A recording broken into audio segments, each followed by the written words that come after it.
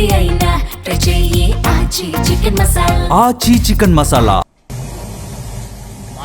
ఎన్నికలకు ముందు రోజు ఎమ్మెల్యే గారు అర్ధరాత్రి 12:30కు ఎందుకు ఆ వార్డులోకి వెళ్లారు? ఇది ఎన్నికల నియమ నిబంధన ఉల్లంఘన కాదా? సాయంత్రం 5 గంటలకు ప్రచారం ముగిసింది. 5 గంటల తర్వాత ఎవరూ ప్రచారం చేయడానికి వీల్లేదు. ఆ వార్డుకు సంబంధం లేని ఓటర్లు ఆ వార్డుల్లో తిరగకూడదు. మరి ఆ వార్డుకు ఎందుకు ఎమ్మెల్యే గారు రాత్రి 12:30కు 4 కార్ల కాన్వాయ్తో వెళ్లారు? 4 కార్ల కాన్వాయ్తో వెళ్లి అక్కడ ఇది ఎన్నికల నియమ నిబంధన ఉల్లంఘన కాదా? సాయంత్రం 5 గంటలకు ప్రచారం ముగిసింది. 5 గంటల తర్వాత ఎవరూ ప్రచారం చేయడానికి వీల్లేదు. ముస్లిం మహిళ ఛాతి మీద చెయ్యి వేసి దాడి చేసినప్పుడు సహజంగానే ప్రజల్లో ఆవేశం వస్తుంది కదా.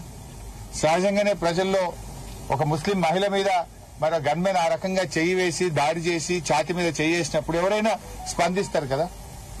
నువ్వు ఆ రాత్రి 12:30కి ఎందుకు పోయినారు? డిఎస్పీ గారు దగ్గరుండి వాళ్ళని 12:30కి తీసుకెళ్లి డబ్బులు పంచిపిస్తాడా? మరి 12:30 రాత్రి మీరు ఇక్కడ రాకూడదు, నియమ నిబంధనలకు ఉల్లంఘన, ఇక్కడికి 4 కార్ల కాన్వాయ్తో ఈ రాత్రిపూట ఈ వార్డులోకి రావద్దని చెప్పాల్సిన డిఎస్పీ దగ్గరుండి ఎమ్మెల్యే గారిని 4 కార్ల కాన్వాయ్ని తీసుకుపోయి డబ్బులు పంపించే ప్రయత్నం చేస్తారు. ప్రశ్నించినటువంటి ఒక ముస్లిం మహిళ మీద గన్మెన్ ఛాతి మీద చెయ్యి పెట్టి నైటీ చింపి దాడి చేస్తాడు. అసలు కేసు పెట్టాల్సింది ఎవరి మీద? నియమ నిబంధన ఉల్లంఘించి అర్ధరాత్రి పూట డబ్బులు పంచిన ఎమ్మెల్యే అనుచరుల మీద కేసు పెట్టాలి. ఒక ముస్లిం మహిళ మీద దాడి చేసి ఆ నైటీని చింపిన గన్మెన్ మీద కేసు పెట్టాలి.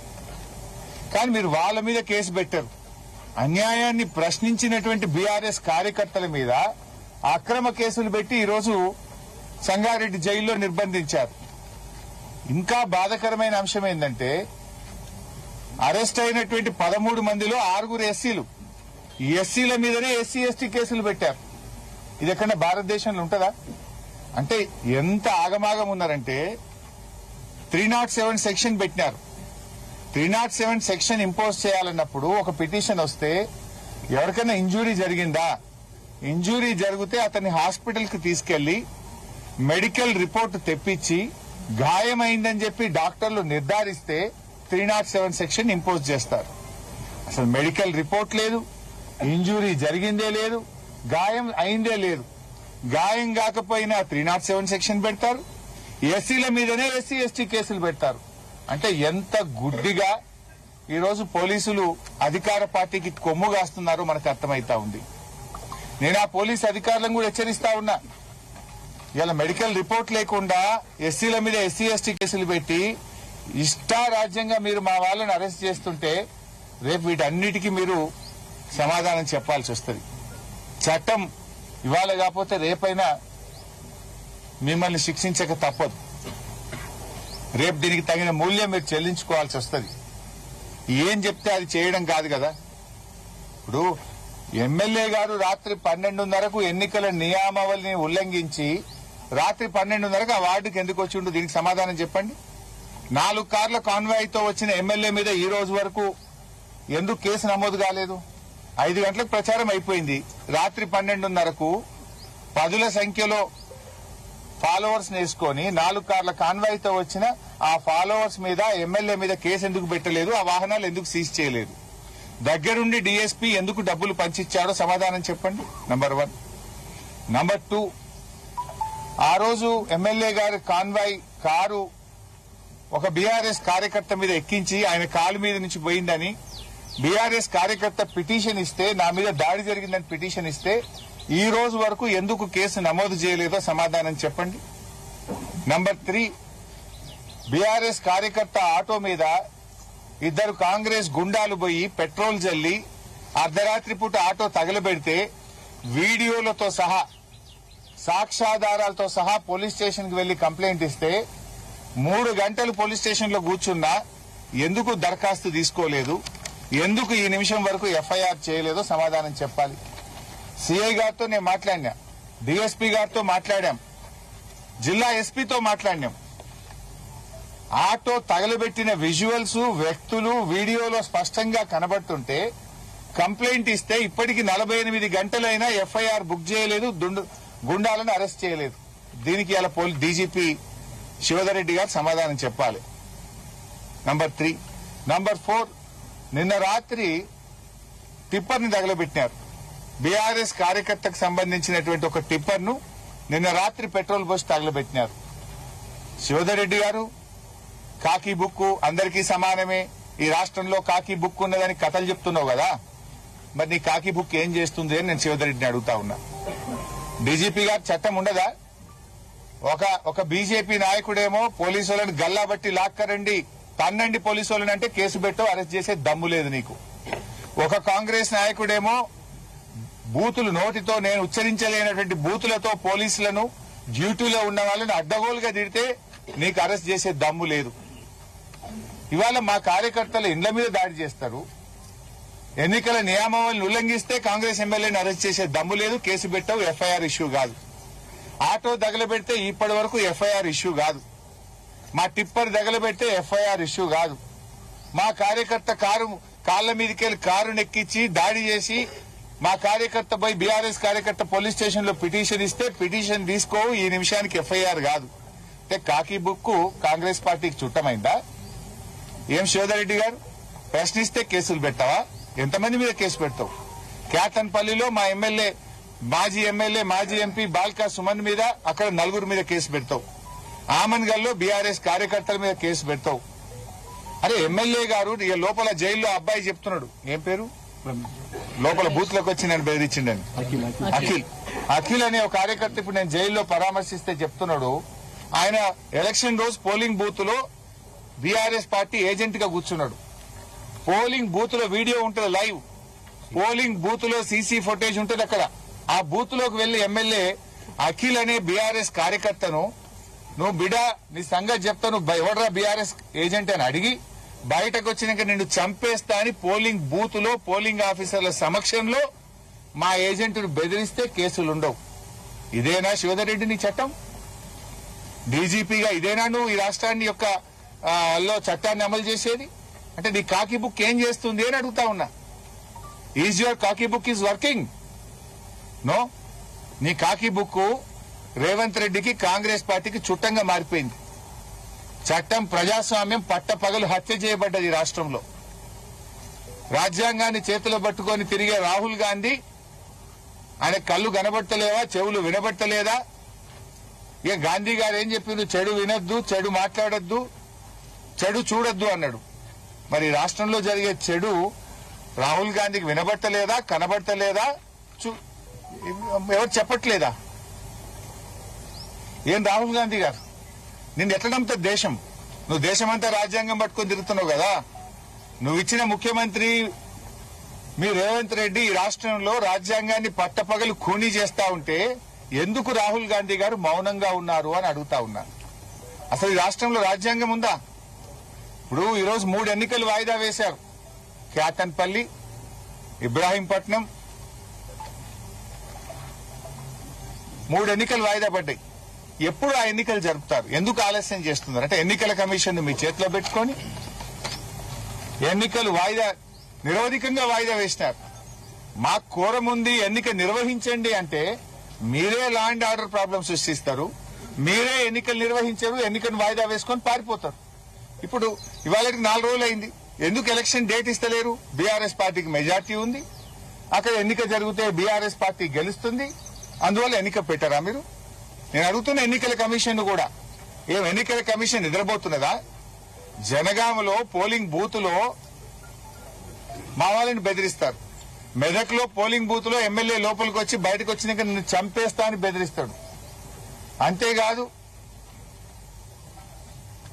జనగామలో చైర్మన్ ఎన్నిక జరుగుతుంటే మా కౌన్సిలర్ అభ్యర్థి చెయ్యెత్తితే కాంగ్రెస్ గుండాలు చెయ్యిని బట్టి కిందికి లాగుతారు. కేతన్పల్లిలో కాంగ్రెస్ పార్టీ నాయకులు మా కౌన్సిలర్లకు బ్లాంక్ చెక్కులు పంచుతుంటారు, మీటింగ్ హాల్లోనే బ్లాంక్ చెక్కులు పంచిండ్రు. ఇవన్నీ ఎన్నికల కమిషన్ కనబడతలేవా? ఎందుకు ఎన్నికల కమిషన్ నిద్రపోతుంది? ఇవాళ బీఆర్ఎస్ పార్టీ అద్భుతమైన మెజార్టీని సాధించింది. ఒక ప్రతిపక్ష పార్టీ స్థానిక సంస్థల ఎన్నికల్లో దాదాపు 800 కౌన్సిలర్లు గెలవడం, దాదాపు 20 చైర్మన్లు మేము నేరుగా మెజార్టీ వచ్చినాయి. మాకు గెలవడం అంటేనే ఇవాళ అద్భుతమైన మా పర్ఫార్మెన్స్ ఉన్నట్టు. మేము ఆనాడు బీఆర్ఎస్ అధికారంలో ఉన్నప్పుడు కాంగ్రెస్ ఎన్ని గెలిచింది? పట్టుమని 4 కూడా గెలవలే. మీరు 4 కూడా గెలవలే. ఇవాళ జహీరాబాద్ లో మాణిక్యరావు గారిదే మెజార్టీ, మేమే ఎక్కువ కౌన్సిలర్లు గెలిచాం. మెదక్లో మేమే ఎక్కువ కౌన్సిలర్లు గెలిచాం. తొర్రూరులో మేమే ఎక్కువ కౌన్సిలర్లు గెలిచాం. జనగాంలో మేమే ఎక్కువ కౌన్సిలర్లు గెలిచాం. క్యాతన్పల్లిలో మేమే ఎక్కువ గెలిచాం. ఆమన్గల్లో మేమే ఎక్కువ గెలిచాం. ఇబ్రాహీంపట్నంలో మేమే ఎక్కువ గెలిచాం. కానీ మీరు అధికారాన్ని అడ్డం పెట్టుకొని పోలీసులను వాడుకొని భయభ్రాంతులకు గురి చేసి అక్రమంగా కొన్ని చైర్మన్లు దక్కించుకున్నారు. అక్రమంగా కొన్ని చైర్మన్లు దక్కించుకోవచ్చు. ప్రజా తీర్పు మాకున్నది. ప్రజా తీర్పు బీఆర్ఎస్ వైపు ఉన్నది. నువ్వు ఎన్నికల ముందేమో లీకులు ఇచ్చినావు. ఇక రేపో మాపో రైతు బంధు పడుతుంది. ఇప్పుడు కోడ్ ఉన్నది. కోడ్ అయిపోగానే 16వ తారీఖు వేస్తా అని ఓట్లు వేయించుకున్నావు. మరి కోడ్ అయిపోయి 5 రోజులే. ఎందుకు రైతు బంధు వేస్తావు? రైతు బంధు వేస్తున్నా లీకులు ఇస్తేవి. ఇవాళ 21వ తారీఖు వచ్చిన రైతు బంధు ఎందుకు వేస్తలేవు? ఇంకెప్పుడు రైతు బంధు వేస్తావు? మీరు వెంటనే రాష్ట్ర రైతులకు రైతు బంధు వేయాలని బీఆర్ఎస్ పార్టీ డిమాండ్ చేస్తుంది. లేదంటే ప్రత్యక్ష పోరాటానికి మేము రూపకల్పన చేస్తాం. ముఖ్యమంత్రి, వ్యవసాయ శాఖ మంత్రి, అగ్రికల్చర్ కమిషనరేట్ ను బీఆర్ఎస్ పార్టీ ముట్టడిస్తుంది. వెంటనే రైతులకు రైతు బంధు డబ్బులు విడుదల చేయాలని చెప్పి కూడా మేము ఈ సందర్భంగా డిమాండ్ చేస్తున్నాం. ఇలా మా కార్యకర్తలు లోపల చెప్తున్నారు.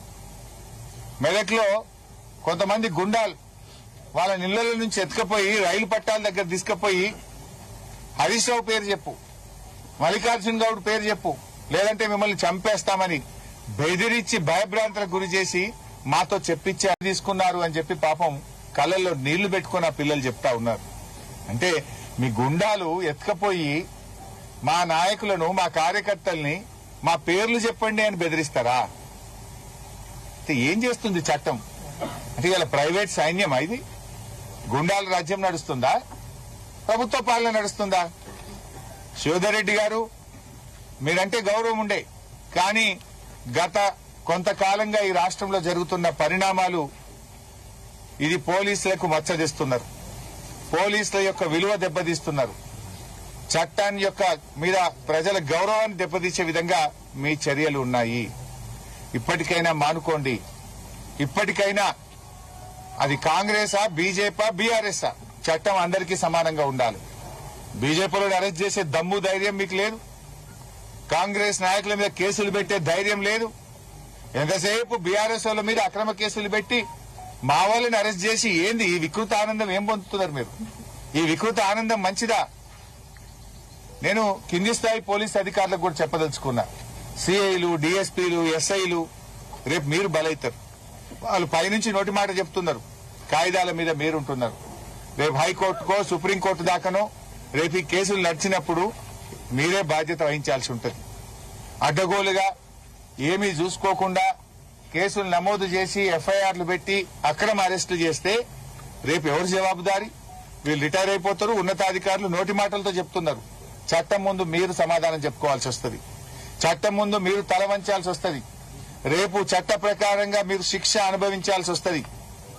దయచేసి ఆ స్టేషన్ ఆఫీసర్స్ 1కి 2 సార్లు చెక్ చేసుకోండి. రాజ్యాంగబద్దంగా, చట్టబద్దంగా వ్యవహరించండి. పైనుంచి ఎవడో చెప్పిండంటే వాడు ఎవడు మిమ్మల్ని కాపాడలేడు. రేపు వచ్చేది బీఆర్ఎస్ ప్రభుత్వం. ప్రతి ఒక్కటి డైరీలో నోట్ చేసి పెడుతున్నాం. దానికి తగిన మూల్యం చెల్లించుకోవాల్సి వస్తుంది. ఎవరు చట్టాన్ని అతిక్రమించినా, చట్టాన్ని చేతిలోకి తీసుకున్నా, అక్రమ కేసులు పెట్టినా, దుర్మార్గంగా వ్యవహరించినా 1కి 2 సార్లు చెక్ చేసుకోండి.